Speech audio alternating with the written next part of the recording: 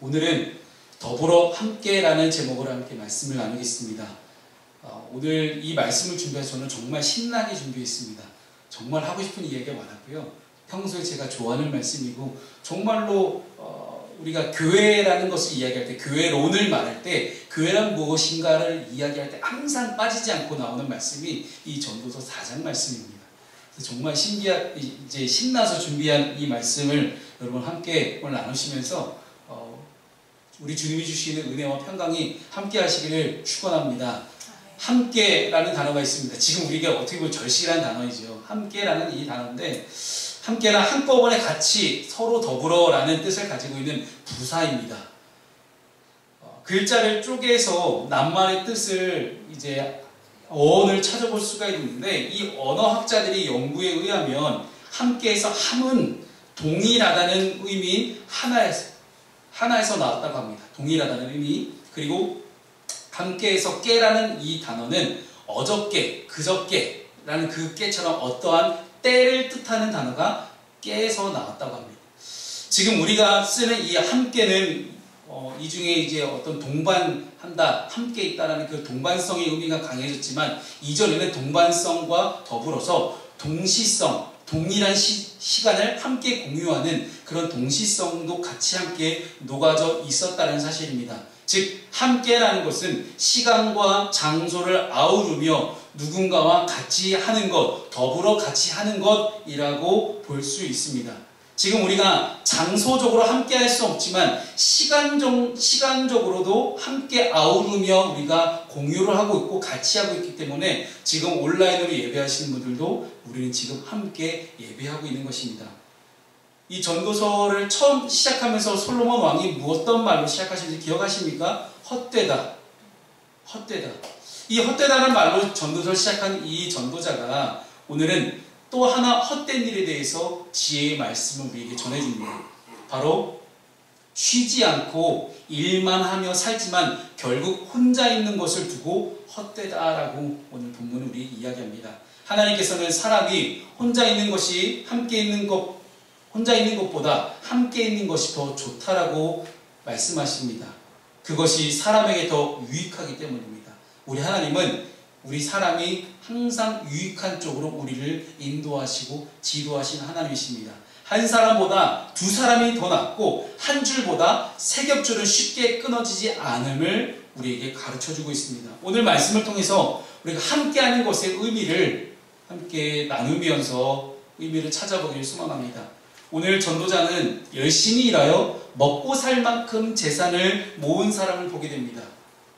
열심히 일하여 먹고 살 만큼 돈을 벌었는데 그는 자식도 형제도 없고 그렇게 부를 축적해 나갔음에도 불구하고 만족하지 못하고 그 수많은 재물 때문에 행복을 누리지도 못하는 한 인생을 예를 들어서 설명하고 있습니다.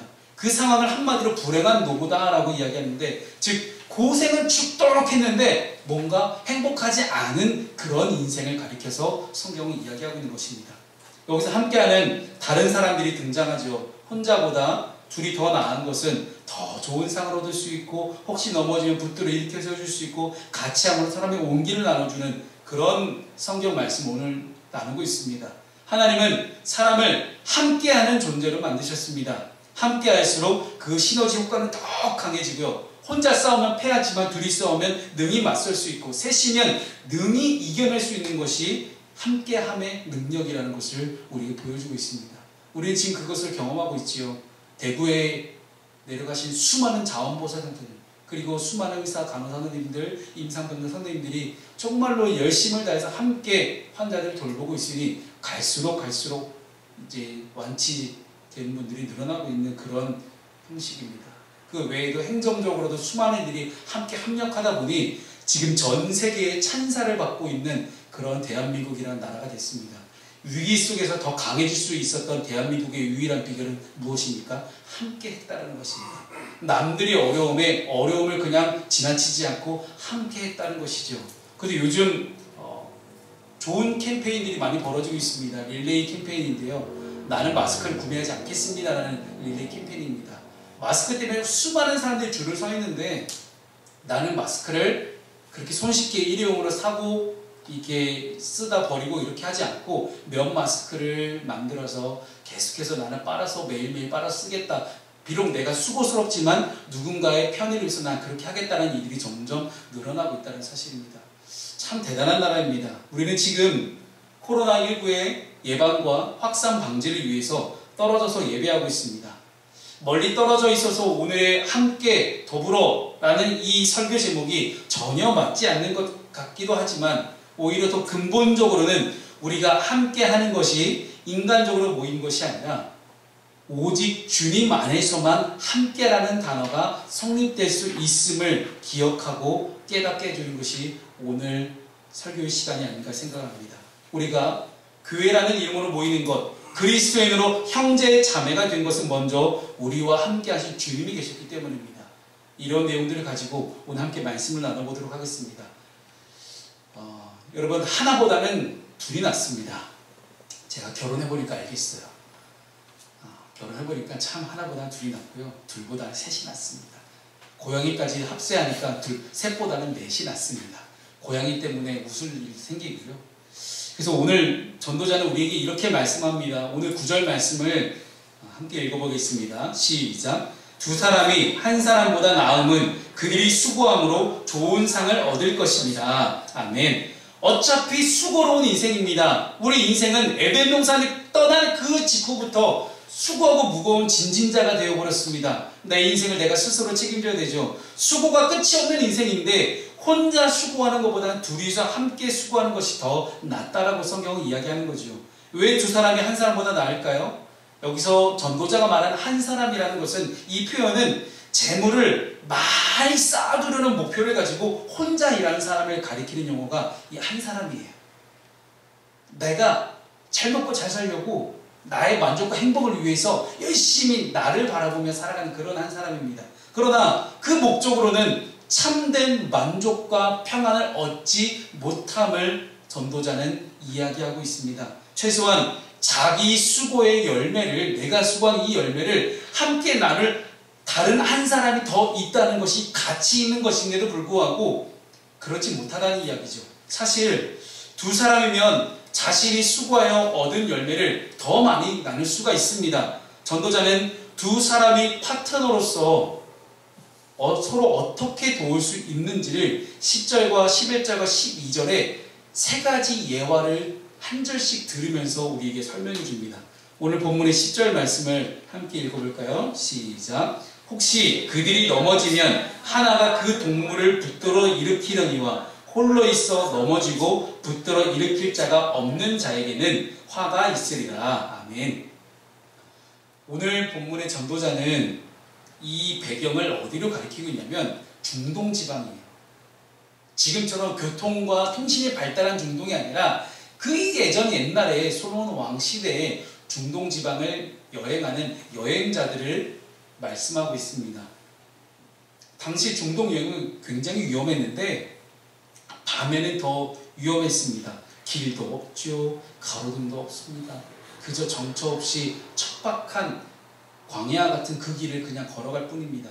손전등조차도 없죠. 걷다 보면 골짜기에 들어서는 일들이 다반사입니다. 눈에 보이지 않아요. 칠흑 같은 어둠을 그냥 지나가다가 잘못 헛디뎌서 이제 발이 부러지는 경우도 있었습니다. 넘어지기 쉽고 도랑에 처박히기 일수인데 여기저기 구덩이도 있고 이제 사나운 짐승을 잡기 위해서 파놓은 함정들도 있었습니다. 따라서 이 중동에서는 혼자 여행하면 굉장히 위험했습니다. 하지만 두 사람이 여행하면 한 사람보다 낫습니다. 혹시 둘 중에 하나가 넘어지게 되면 다른 한 명이 이 동물을 붙들어 일으켜서 줄 수 있기 때문입니다. 두 사람이 함께하기 때문에 서로 도우며 함께 살아남을 수 있는 것입니다. 두 번째 예화는 11절입니다. 함께 읽어볼까요? 시작. 또 두 사람이 함께 누우면 따뜻하거니와 한 사람이면 어찌 따뜻하랴. 이 예화의 배경은 또 동일하게 중동 여행자입니다. 여행자들은 야외에서 밤을 보내는 경우가 허다합니다. 이제 숙소를 찾지 못할 경우에 이제 야외에서 밤을 지내게 되는데 야외에서 잠을 자죠. 창세기 말씀에 보면 야곱이 에서의 분노를 피해서 외삼촌 라반의 집으로 도망갈 때 도망치던 중에 해가 졌습니다. 그래서 그는 돌을 베개로 삼아서 잠을 청했다라는 그런 구절이 나오게 됩니다. 당시 사람들은 뭐 지금처럼 뭐 침낭 하나 들어가서 쏙 들어가서 자면 되는 거 아니야? 이렇게 생각할지 모르겠지만 침낭이 어디 있습니까? 그리고 담요를 갖고 다니지 않습니다. 왜냐하면 여행의 짐의 무게를 덜어야 되기 때문에 긴 거리를 가야 되는 여행자 입장에서는 무거운 짐들은 사치입니다. 그래서 자신이 입고 가던 그 겉옷을 벗어서 일단은 바닥에 눕고 그 겉옷을 덮고 잤다는 거예요. 근데 겉옷만으로 추운 이 광야의 밤을 이겨낼 수가 없기 때문에 사람들은 함께 누워서 자신의 겉옷과 체온을 나누기 시작합니다. 두 사람이 한 사람보다 낫겠죠. 함께 부둥켜 끌어안고 자니 함께 누우면 따뜻하다는 걸 알기 때문입니다. 세 번째 예화를 또 듣는데 여기도 동일하게 중동여행입니다. 우리 12절 말씀 읽어보죠. 시작. 한 사람이면 패하겠거니와 두 사람이면 맞설 수 있나니. 중동 여행자들이 이제 길을 걸어갈 때 강도가 굉장히 많아요. 그래서 여러분 잘 아시듯이 요셉이 이제 형들의 모략에 빠져서 구덩이에 빠지잖아요. 그랬더니 이제 미디안 상인들이 와서 요셉을 데리고 애굽으로 내려가는데 형들이 아버지 야곱에 가서 뭐라고 얘기합니까? 강도 만나서 우리 작은 아들이 요셉이 죽었다. 그렇게 이야기하잖아요. 그만큼 광야에 강도가 정말 많았어요. 여행자들, 상인들, 미디안 상인들, 그렇게 상인들이 지나가는 그 교역로에 몰래 숨어 있다가 공격을 하는 거예요.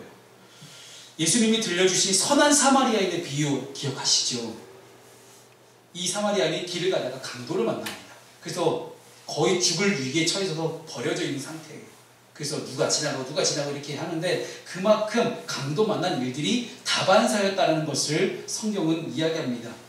강도를 만나서 거의 죽게 되는데 혼자였기 때문에 어찌할 방법이 없었다라는 거예요. 한 사람이면 강도에게 패하겠지만 두 사람이면 강도에게 맞설 수 있다라고 전도자는 우리에게 이야기하는 것입니다. 이렇게 한 명보다는 둘이 낫다는 것을 계속해서 강조하는데, 그렇다면 우리 교회는 어떤 곳입니까? 교회는 함께 하는 것입니다. 여러분 시편 133편 1절 말씀을 함께 읽어볼까요? 시작. 보라, 형제가 연합하여 동거함이 어찌 그리 선하고 아름다운고. 아멘. 이 말씀을 듣더니 어떤 청년들이 그러는 거예요. 아, 동거해도 되는구나. 그 얘기가 아니에요. 여러분 오해하지 말고 제발 성경을 문자적으로 해석하는 그런 우를 범하지 않기를 바랍니다. 이 시편의 기자는 함께함의 아름다움을 이야기하고 있습니다. 함께 했을 때 얼마나 아름답고 복된 삶이냐. 연합, 동거, 함께한다. 이 모두 함께하는 것을 말하는데 우리는 신앙이라는 접점을 가지고 교회에서 모입니다. 사실 교회는 성경이 우리에게 가르쳐주듯이 성경은 교회가 절대로 장소나 건물이 아니라고 우리에게 가르쳐주고 있습니다. 신약에서 교회를 말할 때는 모임, 집회 등을 말하고 있습니다. 즉 세상의 모임이나 집회와 구분되는 것은 교회의 부르심은 하나님의 특별한 부르심과 하나님의 자녀로서의 거룩한 구별함을 가지고 함께 모였다는 것이 세상의 모임과 집회와는 전혀 구분될 수 있는 그런 교회의 예배이자 교회의 모임입니다. 교회는 함께함을 통해서 서로 간에는 사랑과 선행을 격려하게 됩니다. 오늘 이제 히브리서 10장 24절 25절 너무나 예쁜 말씀입니다. 이 말씀 함께 읽어보겠습니다. 시작. 서로 돌아보아 사랑과 선행을 격려하며 모이기를 패하는 어떤 사람들의 습관과 같이 하지 말고 오직 권하여 그날이 가까움을 볼수록 더욱 그리하자. 아멘. 우리는 함께해서 사랑과 선행을 격려하고 그리고 하나님을 향해서는 예배하는 사람들이 바로 그리스도이며 그들이 모인 집합체가 교회라는 사실입니다. 세상은 습관처럼 모이는 것을 그만둡니다. 모였을 때 거기서 누가 왕이 되려고 누가 잘난 척하려고 하면 아예 그냥 헤어지지 뭐 그냥 난 저 사람하고 안 봐 하고 그냥 헤어집니다. 모임이 흩어지죠. 그러나 그리스도인들은 시간이 지날수록 모이기에 힘쓰는 사람들입니다. 그래서 모이기를 힘쓴다는 것을 어떤 특정 장소로만 제한하게 되면 그리스도인의 선한 영향력도 제한되기 마련입니다. 한간에 이제 교회의 이 예배를 좀 이렇게 자제해달라는 이 권면과 촉구하는 것들을 교회의 예배에 대한 탄압이다 하나님에 대한 탄압이다, 종교 탄압이다라고 이렇게 이야기하시는 분들이 있어서 오늘 이 말씀을 제가 신나게 준비했습니다. 성경적인 근거를 가지고. 여러분, 모이는 걸 힘쓴다고 할 때 특정 장소에 모여서 예배하는 그것을 강조하기 시작한다면 그리스도인의 선한 영향력은 이 장소 안에서만 벌어집니다. 그리스도인으로서 부르심 받은 것이 이 장소에서만 부르심 받은 것으로 국한된다는 이야기예요. 그래서 제가 한 말씀을 가져왔습니다. 누가복음 9장 말씀인데요. 이 누가복음에서 9장 말씀이 굉장히 중요한 말씀이에요. 진짜 중요한 내용들이 엄청나게 많이 담겨져 있는데 9장 첫 번째 부분에 어떤 내용이 담겨져 있냐면 예수님이 제자들을 둘씩 짝지어서 세상으로 보내십니다. 파송하시면서 야 가서 귀신도 내쫓고 많은 사람들을 구제하고 구원하고 너희들 하나님 나라가 가까이 왔다. 회개하라는 것을 선포해라. 그 제자들이 둘씩 짝지어서 이제 세상으로 갑니다. 그런데 갔을 때 너희들 절대로 전대나 가방을 채워서 사람들에게 먹을 걸 구걸하지 마라. 하나님이 너희들이 먹고 마실 것 염려하는 것을 다 채워주실 것이다. 그저 너희는 하나님 나라의 영광을 위해서 하나님 나라를 선포하고 다녀라. 이 이야기가 처음 부분에 나옵니다. 그 다음에 뭐가 있냐면 오병이의 기적이 나와요. 오병이의 기적을 베풀어 주시고 베드로가 그 다음에 고백을 하죠. 주는 그리스도시요 살아계신 하나님의 아들이십니다. 이 멋진 인류 역사상 최고의 고백을 이렇게 담겨놓습니다. 이 멋진 고백 이후에 나오는 장면이 어디냐면 변화산이에요. 그냥 예수님이 영광스러운 모습으로 변화됐다고 해서 변화산이지 산 이름이 변화산은 아니에요. 근데 이 변화산에서 예수님은 이 땅에 현현한 모세와 엘리야와 함께 영광스러운 모습으로 변화되신 후에 고난받으실 것을 예언하십니다. 바로 직후에. 그리고 그리스도로서 구원자로서의 사명을 감당하기 위해서 예루살렘으로 올라가실 것을 결심합니다. 이게 9장의 내용이에요. 무슨 얘기냐면 예수님이 변화산에서 영광스러운 모습으로 변화되는 그 순간 베드로는 뭐라고 이야기합니까? 예수님 짱입니다. 겁나 어쩌요. 제가 모시는 우리 스승님이 이렇게 영광스러운 모세와 엘리야하고 거의 그냥 맞짱을 뜰 수 있는 그런 급이구나. 여러분 유대인들에게 모세와 엘리야는요 엄청난 인물이에요. 아브라함, 모세, 엘리야 이 세 명의 인물을 지금도 유대인들은 최고의 인물로 꼽습니다. 자기들이 닮아가야 되고 자기들이 천국 가서 만나들의 인물로 꼽고 있는데 모세와 엘리야가 내려왔는데 예수님과 함께 영광 모습으로 하얗게 변해요. 그 광경을 보고 있는 베드로가 뭐라고 이야기합니까? 여기다가 초막 3개를 짓겠습니다. 하나는 주를, 하나는 모세를, 하나는 엘리야를 위하여 초막 3 짓고 같이 삽시다. 여기서 얼마나 좋습니까? 예수님 여기서만 그냥 이렇게 그냥 우리끼리 함께 있는 게 얼마나 좋습니까? 우리끼리만. 근데 예수님의 그 다음 행보가 뭐라고요? 자신의 고난받을 것을 예언하시고 예루살렘으로 올라가서 내가 이제는 그리스도의 사명을 완수할 것을 결심하셨다. 왜 변화가 됩니까? 그리스도인이 변화가 되는 이유는 무엇입니까? 그리스도인이 모여서 함께 예배하는 까닭은 무엇이냐는 거예요. 함께 모여서 우리끼리 예배하고 우리끼리 예배하는 것이 무조건 중요한 것이고 예배해야만 우리가 살아갈 수 있고 예배할 때만 우리가 그리스도의 정체성을 나타낼 수 있다. 여러분 정말 일부분이에요. 우리가 모이는 까닭은 무엇입니까? 예배하는 까닭은 무엇입니까? 세상으로 나아가기 위함입니다. 세상에 나가서 예수 그리스도처럼 사명을 감당하기 위해서 우리는 모이는 것입니다. 사명을 감당하기 위해서 우리는 함께 하는 것입니다. 그것을 기억해 본다면 우리가 더 이상 장소적으로 모이는 것에 연연하지 않아야 된다는 사실이에요. 그래서 저는 오히려 이 코로나19의 사태로 인해서 함께 모여서 예배하지 못하고 떨어져서 예배하는 것이 여러분들의 신앙의 현 주소, 나의 신앙의 현재 상태, 나의 하나님을 향한 영적인 상태를 가늠해 볼 수 있는 그런 중요한 기간이 지금 이 기간 아닐까 생각을 합니다. 홀로 있을 때, 혼자 있을 때 하나님을 예배할 수 있고 혼자 있을 때 기도와 말씀으로 하나님과 동행하며 하나님과 더불어 함께하는 것이 무엇인지를 그 진리가 무엇이고 그 비밀이 무엇이고 그 신앙의 신비가 어떤 것인지를 느껴보고 경험해보고 체험해보라는 거예요. 이 시기가. 여러분의 개인적인 신앙은 저는 알 길이 없습니다. 제가 하나님도 아니고 어떻게 알겠습니까? 하지만 주님은 아십니다. 주님이 여러분들에게 사명을 주셨습니다. 그 부르심 따라서 사명을 감당하는 여러분의 삶의 자리가 되었으면 좋겠습니다. 예수님은 절대로 물리적으로 같은 장소에 있어야만 우리가 그리스도인이 되는 것이 아니라고 말씀하십니다. 여러분 초막 셋을 짓고 변화산에서 좋다 띵가띵가 놀 것만 생각하는 그 영광스러운 순간만을 누리며 살려 하지 말고 산에서 내려가야 됩니다. 내가 내려가서 그리스도인이 함께하는 것은 같은 장소를 넘어서 같은 시간을 살아가는 그 어디서나 유효하다는 사실을 우리가 믿음으로 고백할 수 있는 오늘이 됐으면 좋겠습니다. 처음에 함께라는 단어가 같은 공간과 같은 시간을 공유하는 것이라고 말씀드렸죠. 우리는 함께하는 가치를 넘어서 이 가치를 세상 전체로 확산시킬 수 있는 그러한 분명히 사명이 있는 사람들입니다. 근데 우리가 그렇게 하나님의 사명을 감당하기 위해서 주님은 우리에게 임마누엘 하셨습니다.